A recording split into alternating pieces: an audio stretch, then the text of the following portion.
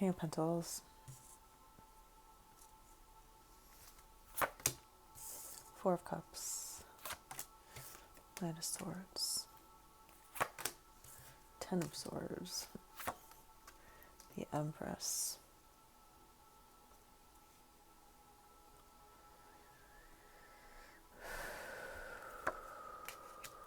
King of Swords,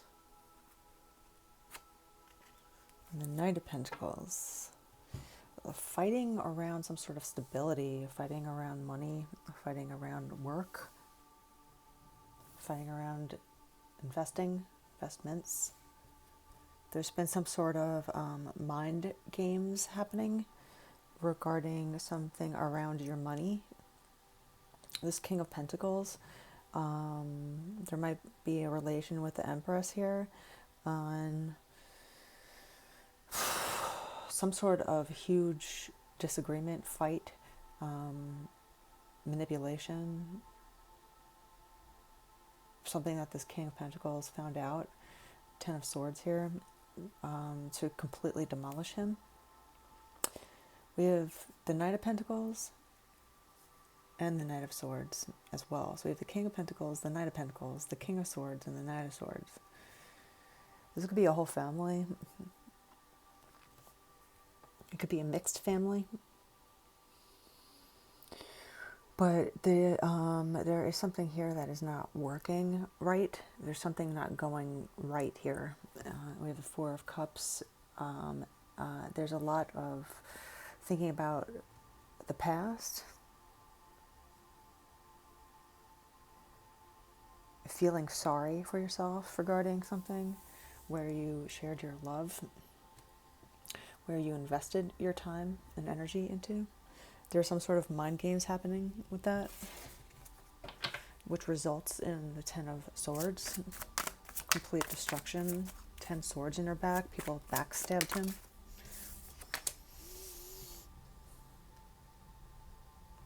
Six of Wands, and the Ace of Cups.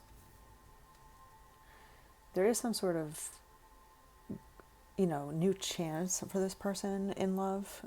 They want a new chance at love. With the Ace of Cups and the Six of Wands, they might have someone already picked out that they want a new chance with. But there's all this stuff happening. This Ten of Swords, you don't just get a good night's sleep one day and then all this problem is done, right? It takes a long time to get all 10 swords off your back, healing wise. But they do have someone or some kind of plan or some kind of person that they want to go towards. They want to kind of just blindly start over again, blindly go after something different that will give them a new chance at getting the love that they're trying to find or feel.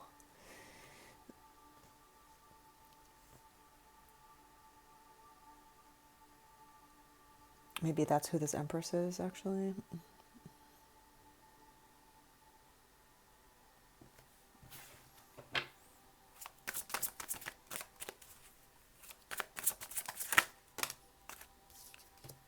Judgment and the Page of Pentacles.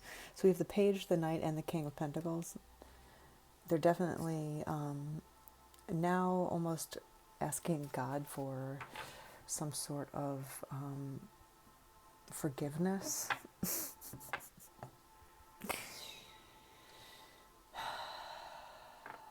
I think they're losing a lot of their life savings.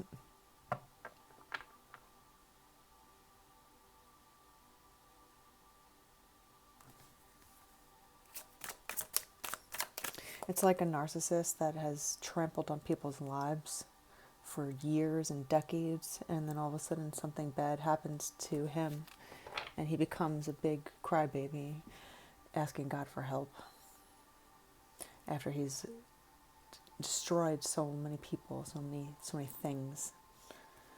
Now all of a sudden he's asking for help. Judgment. The Ace of Pentacles and the Ace of Cups, they definitely are trying to get to a new place in life. Magician, they're really praying a lot. It's definitely regarding some sort of relationship with lovers. A Chariot, they're trying to like kind of, they're spinning their wheels trying to get out of this situation fast or go towards something new.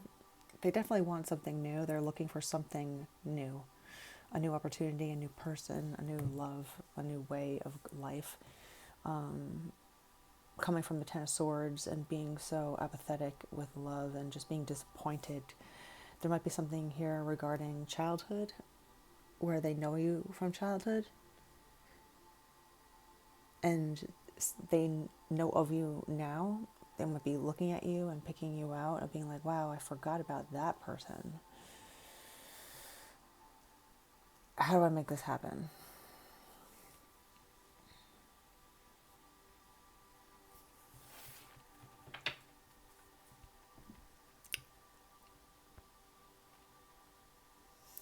Let's see.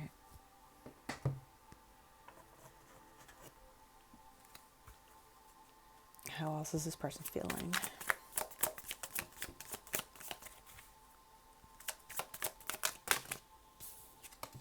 Dreams.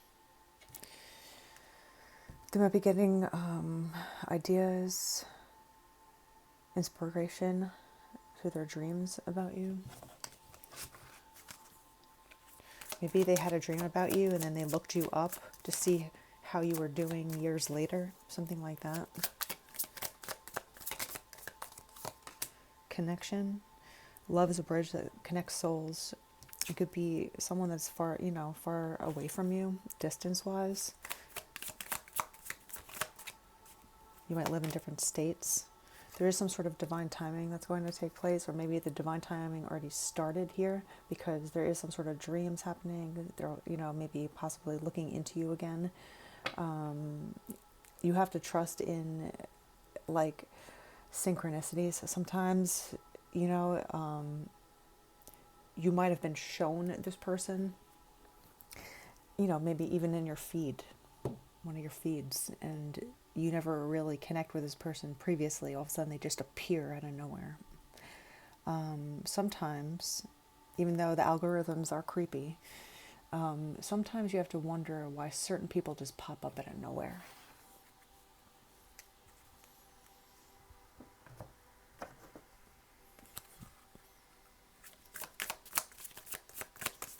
How else is this person feeling? Third party. So this person might have a lot of parties around him or her at this time. There's some sort of other person, other woman, other man. Whoa. There's a deadline, an obsession here. They feel like there's just sort of deadline to make a move. They are starting to become obsessed with this new idea. There might be a third party that's not letting them go. They're clinging. They might be looking up you online as well, or it's this person that's thinking of you. They're like kind of searching around the internet for you, or there's someone attached to this person looking at you, a third party that is also looking you up online. Heartstrings, mind games. There's a lot of riffraff happening around this person. Maybe they're a player. They've always been a player. Appreciation, but they kind of want to like be different with you. It says letting you know, enjoying you, good vibes, expressing love. I don't think this person usually does that. I think they're kind of more of like a player. And some reason they feel like they want to be different.